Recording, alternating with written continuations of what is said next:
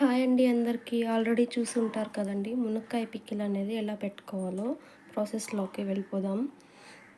ఇలా చిన్న సైజుగా మునక్కాయలనైతే కట్ చేసి పెట్టుకోవాలి. వాష్ చేసుకొని శుభ్రంగా తుడుచుకొని కొద్దిసేపు ఆరనిచ్చిన తర్వాత ఇలా పీసెస్‌గా కట్ చేసుకొని పక్కన పెట్టుకోవాలి. 1 కేజీ మునక్కాయలైతే ఉన్నాయండి. తర్వాత 1/4 కేజీ చింతపండుని ఇలా ఈనెలు గింజలు అన్నీ నీట్గా తీసేసుకున్న తర్వాత ఇందులోకి వేడి చేసిన మంచినీళ్ళను వేసుకొని కొద్దిసేపు పక్కన పెట్టుకోవాలి. తర్వాత స్టవ్ వెలిగించుకొని బాండలు పెట్టుకొని అందులో 4 స్పూన్ల ఆవాలను వేసుకొని 1 స్పూను మెంతులైతే వేసుకోవాలి. ఇలా బాగా వేగేంత వరకు వేపుకోవాలి. తర్వాత ఇవి ఒక గిన్నెలోకి తీసుకొని పక్కన అయితే పెట్టుకోవాలి. తర్వాత ఇందులోనే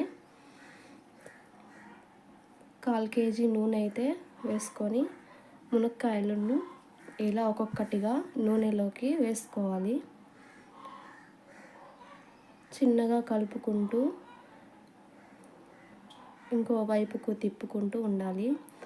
ఇలా మునక్కాయ అనేది గోల్డెన్ కలర్లోకి వచ్చేంత వరకు ఉంచుకొని పక్కన ఒక వెడల్పాటి గిన్నెలోకి తీసుకోవాలి.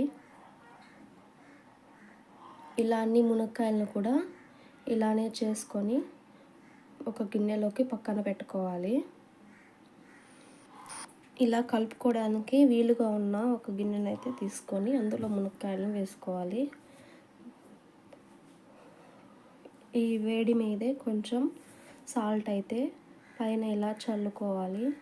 తర్వాత మిక్సీ జార్లోకి ముందుగా వేయించి పెట్టుకున్న మెంతుల ఆవాలను అయితే పొడి చేసుకొని మునక్కాయల్లోకి వేసుకొని అంతా ఒకసారి కలిసేలాగా కలుపుకోవాలి. ఇలా బరక లేకుండా మెంతుల ఆవాలను అయితే పొడి చేసుకోవాలి. ఇలా అంతా చల్లుకుంటూ అంతా ముక్కలకు పట్టేంత వరకు కలుపుకోవాలి. ఇలా అంతా ఒకసారి కలుపుకొని ముక్కలకు పట్టేంత వరకు కలుపుకున్న తర్వాత పక్కన పెట్టుకోవాలి. తర్వాత ఇందులోకి 1/4 కేజీ అయితే కారంని వేస్తున్నాను. మీకు టేస్ట్కి ఎంత తినాలనిపిస్తుందో అలాగా కొలతలు పెట్టుకొని వేసుకోవాలి. నేనైతే 1/4 కేజీ అయితే పడుతుంది. తర్వాత ఆ గ్లాసులోకే సగం గ్లాసు ఉప్పు వేసుకోవాలి. కల్లుప్పు వేసుకుంటే కరుగుతుందండి. తర్వాత 4 స్పూన్లు పసుపునైతే వేసుకోవాలి. ఇలా అంతా కలిసేంత వరకు కలుపుకోవాలి. చూసారు కదండి, ఇలా అంతా కలుపుకున్న తర్వాత పక్కన పెట్టుకోవాలి. మిక్సీ జార్లోకి చింతపండును అయితే వేసి ఇలాగా పేస్ట్ లాగా చేసుకోవాలి. ఏమైనా ఈనెలు అవన్నీ తగులుతుంటే స్ట్రైన్ చేసి పెట్టుకొని పక్కన పెట్టుకోండి.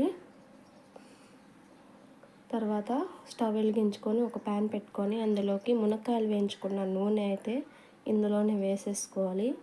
మీకు ఈ నూనె సరిపోకుంటే ఇంకొంచెం నూనె వేసుకొని అందులో ఆవాలను వేసుకొని తెల్లగడ్డలను ఇలా పొట్టు వలుచుకొని ఒక తెల్లగడ్డ అయితే సరిపోతుంది. 4 రెమ్మల కరివేపాకును కూడా వేసుకొని ఇంగువ కొంచెం వేసుకుంటున్నాను. ఇలా అంతా కలిసేంత వరకు కలుపుకొని ఈ తెల్లగడ్డలు కరివేపాకు అంతా వేగేంత వరకు వేగనిచ్చిన తర్వాత ఇందులోకి చింతపండు గుజ్జుని వేసుకోవాలి. ఇలా అంతా చింతపండు వేసుకున్న తర్వాత ఒకసారి అంతా కలుపుకోవాలి. మీకు చింతపండు అనేది గట్టిగా అయిపోతే వేడి నీళ్ళు వేసుకొని కలుపుకొని ఇందులో వేసుకోవాలి. ఇదంతా బాగా ఉడికిపోయిన తర్వాత ఆయిల్ అనేది పైకి తేలిన తర్వాత స్టవ్ ఆఫ్ చేసుకొని ముందుగా మనం కలిపి పెట్టుకున్న మునక్కాయల్లోకి అయితే ఈ గుజ్జుని అంతా వేసేసుకోవాలి.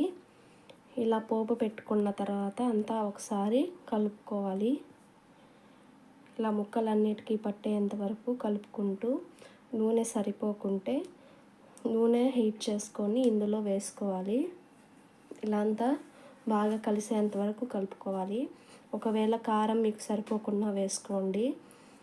ఇలా అంతా నూనె పైకి తేలేంత వరకు మనం కలుపుకుంటూ నూనె సరిపోకుంటే వేడి చేసి మళ్ళీ తర్వాత ఇందులో వేసుకోవాలి. అంతేనండి, సింపుల్గా మునక్కాయ పికిల్ అనేది ఎలా పెట్టుకోవాలో చూసాం కదండి. ఒకసారి ట్రై చేసి చూడండి, సూపర్గా అయితే వస్తుంది. ఖచ్చితంగా బాగుంటుందండి. ఈ రెసిపీ అందరూ ట్రై చేయాల్సిన రెసిపీ. ప్లీజ్ సబ్స్క్రైబ్ చేసుకోండి.